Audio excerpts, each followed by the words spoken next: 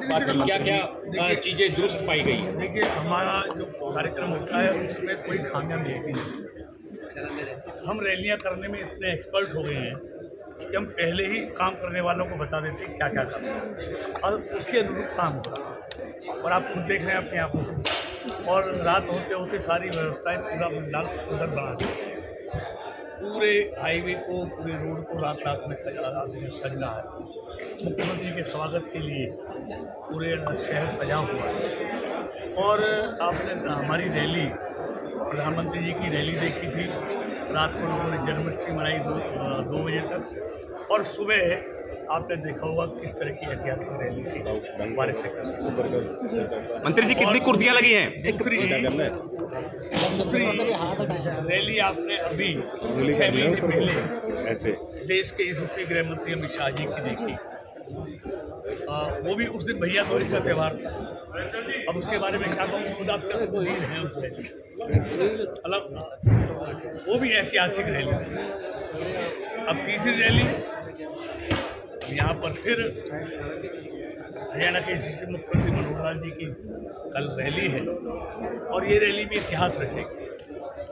आपको पंडाल दिख रहा है, लेकिन मैं आज आपको एक दिन पहले आपको बता रहा हूँ रैली की पूर्व संध्या जितने लोग अंदर होंगे उससे दुगने लोग बाहर होंगे, जगह नहीं मिलेगी। कल आप खुद देखिए कितने लोगों का आने का अनुमान है। देखिए, हमने 50,000 लोगों का कम से कम आने का हमारा अनुमान जी। और कल आप देखेंगे मंत्री जी 2022 के गेट के ऊपर ही टोल है, लोग आएंगे, भीड़ जो है अगर टोल कटेगा तो लोगों को इंतजार करनी पड़ेगी, लंबी लाइन लगेगी, जाम लगेगा। मैं ये बता रहा हूँ, जो पलवल जिले के लोग आएंगे उनके लिए टोल से पहले रास्ता है, और जो फरीदाबाद जिले के लोग आएंगे उनके लिए टोल के बाद रास्ता है। तो ऐसा स्थान है, इनको भी, इधर आने वालों को भी टोल क्रॉस नहीं करना पड़ेगा और फरीदाबाद से आने वालों को भी टोल क्रॉस करने सहूलियत रहेगी। साइड से रास्ता है। सर, जैसे कि इस रैली की चर्चा तेज हुई है, वैसे ही विपक्ष के नेताओं की बात करें तो ये कह रहे हैं जो गदपुरी पर कुछ भूमाफियाओं का कब्जा था, अब उनको कहीं ना कहीं बढ़ावा देने के लिए रैली यहाँ हो रही है। क्या कहेंगे उस बात पर? देखिए, वो कहते हैं ना, जैसा आदमी खुद होता है वैसा ही दूसरे दिखते हैं। ये स्थान जिस पे रैली हो रही है 21 सेक्टर में रहने वाले मिस्टर खन्ना की जमीन है जी। और वो बहुत बड़े उद्योगपति हैं, उनका ये प्लॉट है और उनसे बातचीत करके इजाज़त लेकर उनके यहाँ पर हो रही है। अब झूठ की तो कोई इम्कान नहीं है जी। कुछ लोग झूठ और फरेब की राजनीति करते हैं, जिनके शुरू से लेके आज तक जिनकी बुनियादी झूठ पर टिकी हुई है, इसलिए वो कहीं नहीं है। इसलिए कहने से पहले जरा उसकी सच्चाई जान लिया। गुज्जर साहब, कौन कौन से मुख्य वक्ता रहेंगे रैली के अंदर? देखिए, रैली के अंदर जैसे हमारे सारे विधायक यहाँ के रहेंगे।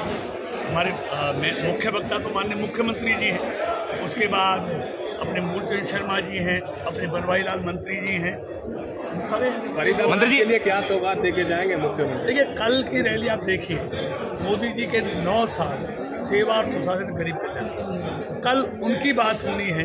देखिए, फरीदाबाद के लिए सौगात एक नहीं, बिन मांगे सौगात मिलती है। मोदी जी भी देते हैं और मनोहर जी ने अभी दिए, अभी ताज़ा आप देखिए FNG उन्होंने अप्रूवल दे दिया FNG की, तो वो तो बगैर मांगे फरीदाबाद को देने में लगे। कितने हाईवे दे दी, कितनी कनेक्टिविटी दे दी, यूनिवर्सिटी दे दी, कॉलेज दे दिए, नहरों पर पुल दे दिए, आप क्या कहोगे, स्कूल दे दिए, सचिवालय दे दिए, डिवीजन दे दी, FMDA दे दिया, क्या नहीं दिया मुख्यमंत्री जी ने फरीदाबाद के लिए। मंत्री जी, अगर मौसम खराब हो जाए तो क्या जुगाड़ है, क्या इंतजाम है? मैंने कहा ना, हमारा जो कार्यकर्ता है, हमारा जुगाड़ है, हर मौसम में निपुण है उससे निपटने में। कोई बाधा उनको रोक नहीं सकती, कोई उनको थाम नहीं सकती। मौसम खराब हो तब भी आपको ठस पंडाल मिलेगा और मौसम हो। 2013 में एक रैली हुई थी धारा ग्राउंड में, ये टेंट उससे लंबा है कि उतना ही है या उससे छोटा है? ये आप आकलन कीजिए। मुझे तो वैसा ही लग रहा है, टेंट वैसा ही टेंट लग रहा है। गुज्जर साहब, एक तो देखिए, अभी मंत्री जी यहाँ पहुँचे, इस रैली के लिए कौन सा शब्द लिया? देखिए, ये गौरवशाली भारत रैली है। ये 9 साल भारत के गौरव के रहे हैं, भारत के सम्मान के रहे हैं। पूरी दुनिया में भारत का गौरव नरेंद्र मोदी ने बढ़ाया है, तो इसीलिए इसका गौरवशाली रैली भारत है। और कल देखिए, जहाँ ये खुशी भरा दिन है, कल भारत के लिए एक दुर्भाग्यपूर्ण दिन भी है। जिस दिन 25 जून 1975 को आधी रात पर आप देखेंगे इस देश में आपातकाल थोप दिया गया था, सरेआम लोकतंत्र को पैरों की तरह कुचल दिया गया था और रातों रात विपक्षी दलों के नेताओं में जेलों में ठूस दिया गया था। और आप देखिए अखबारों के जितने कार्यालय थे सबकी बिजली काट दी गई थी, सब पे पहरे बैठा दिए गए थे, सारे प्रेस अखबार छपने बंद हो गए थे, अपने आप न्यायालय के दरवाजे लोगों के लिए बंद हो गए थे। हर चीज़ किस तरह अखबारों की बिल्डिंगों पर कब्जा करके मतलब लोकतंत्र का गला घोट देगा। कल वो दिन भी पूरे भारत में भारतीय जनता पार्टी मनाएगी और हम तो यहाँ मनाएंगे। और उनको मनाने के पीछे एक मकसद है कि कभी इस देश में फिर लोकतंत्र की हत्या ना हो।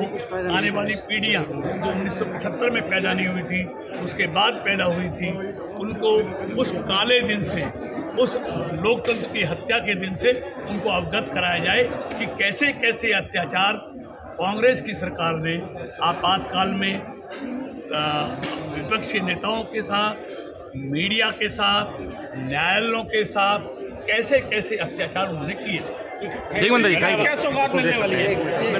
केंद्रीय राज्य मंत्री धनपाल गुर्जर आपके सामने थे और फिर बता दें बड़ी तैयारी है, 50,000 ज़्यादा लोगों को बैठने का इंतजाम किया गया है। हरियाणा अब तक थे पुष्पेंद्र सिंह राजपूत।